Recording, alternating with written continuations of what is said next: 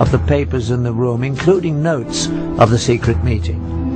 Also taken were the candies the pontiff often enjoyed while reading, and even the Pope's reading glasses and slippers. All these items were never seen again. Next, Vilo sent Sister Vincenza away to a convent after forbidding her to tell anyone that she had found the pontiff dead and anything about what she saw. And then at 6:10 a.m. he ordered embalmers to be summoned. But the most shocking occurrence of all was that they arrived almost immediately. It was estimated that given the distance the embalmers had to travel, they must have been contacted at 4:45 a.m., 15 minutes before the time that the sister had discovered the Pope. At 7:30 a.m. a public announcement was issued. The cause of death was heart failure. Instead of Sister Vincenza, it was reported that the Pope's secretary, Monsignor Maggi, had found the body, and the time of discovery was changed to 5:30. By the time of the announcement, the embalmers had already done their work, just as in the all-too-similar death of the Russian Archbishop only 23 days before. Any possibility of 100% accurate autopsy was eliminated. If foul play was involved in the death of John Paul I, the chance to prove it was conclusively gone forever.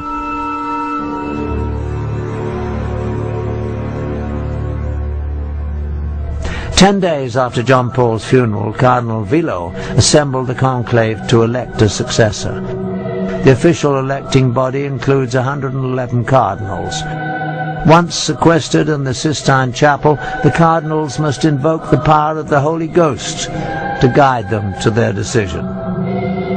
But in truth, the principal candidates for Pope are not determined behind the closed doors of the conclave. These decisions are made in the elegant restaurants of Rome, where the most powerful cardinals meet for their dinners and lunches.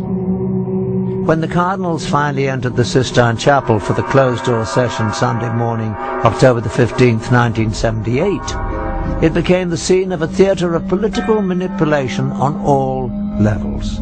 From promises whispered between cardinals to heated debates, with each ballot tensions elevated.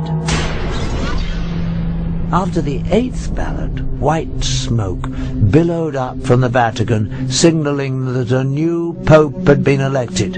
It also signaled a staggering defeat for the KGB and the Illuminati. The new pontiff was a staunchly anti-communist Pole, John Paul II. But the Illuminati does not accept defeat easily. On May the 13th, 1981, Mehmet Ali Agca, a man wanted in Turkey for murder, stood outside the Vatican Basilica in the crowd waiting for the Pope to ride through. According to Ali Agca's own account, John Paul came out of the Vatican about 5 p.m. in a white jeep. As the Pope came by, Ali Agca pulled a pistol up and fired 3 times before being wrestled to the ground by the crowd. The pontiff was seriously wounded, but he would recover to continue his papacy.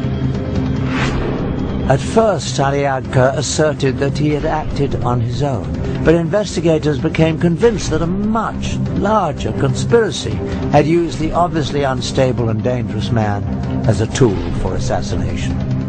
Soon, Ali Agca admitted that the shooting was part of a Bulgarian conspiracy masterminded by the KGB. But of course, both Bulgaria and the Soviet Union denied any involvement. When the jury announced Ali Agca's conviction and life sentence, he seemed shocked that he'd been left to bear the responsibility for the crime alone. Then he began laying out the precise details of the conspiracy to Italian investigators, naming all those involved. On November the 25th, 1982, Serge Ivanov Antonov, an employee of the Bulgarian National Airline, was arrested in Rome and charged with involvement in the assassination attempt.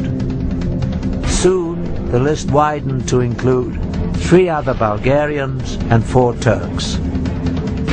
In July 1983, as Agca was being transported to another facility, the world saw him publicly admit the KGB connection. as he shouted to reporters that the KGB and Bulgarian intelligence services were involved. Later, he explained that he had been trained in Bulgaria and Syria by KGB experts in international terrorism. He also admitted that Antonov was an accomplice along with 2 Bulgarian embassy employees.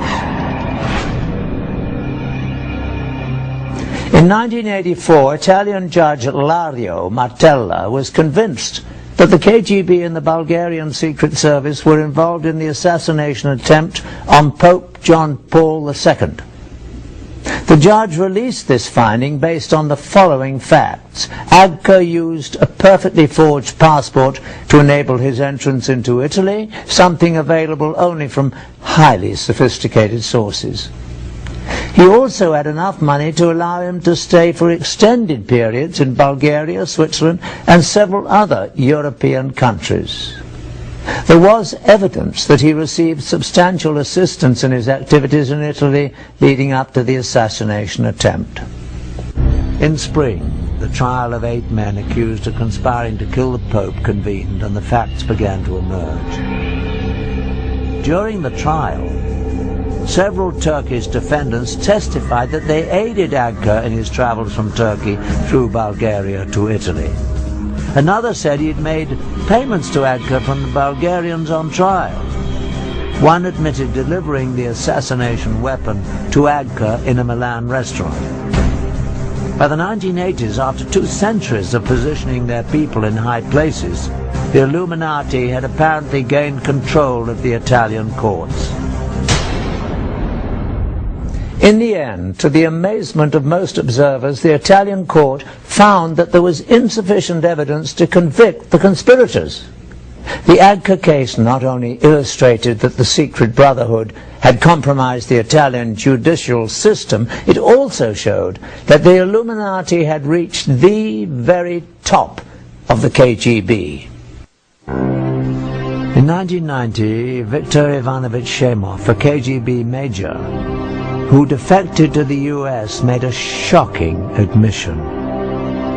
Before he escaped from Russia in 1980, he received an order to obtain all the information possible how to get physically close to the Pope.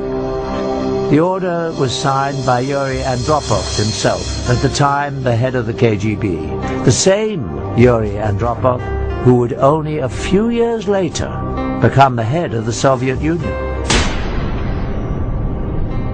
The Illuminati's final step to domination called for military coups around the world to seize power in order to create one global government controlled by them.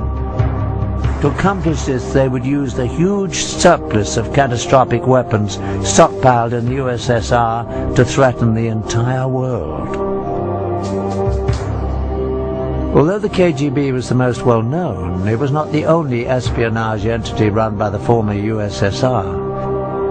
Another agency just as massive but even more secret than the KGB was the GRU, carrying out military intelligence. And the secret brotherhood went to great lengths to infiltrate it. The proof that they were successful is revealed in these highly classified GRU agency documents that we purchased from a black market document dealer in Russia. In them, an agent is given his orders to work using the cover of a journalist in Washington, D.C. Once again, the Illuminati has left their telltale sign. The period under high magnification is the pyramid and all-seeing eye. While the KGB collected information on political figures and influenced politics around the globe, the GRU gathered intelligence essential for achieving military objectives. Some of the activities of the GRU were aimed at achieving objectives in various ongoing conflicts such as Afghanistan. But the major mission of the GRU was to prepare for future wars with other countries, especially the USA. It was this agency that was ready-made to be used to place the deadly weapon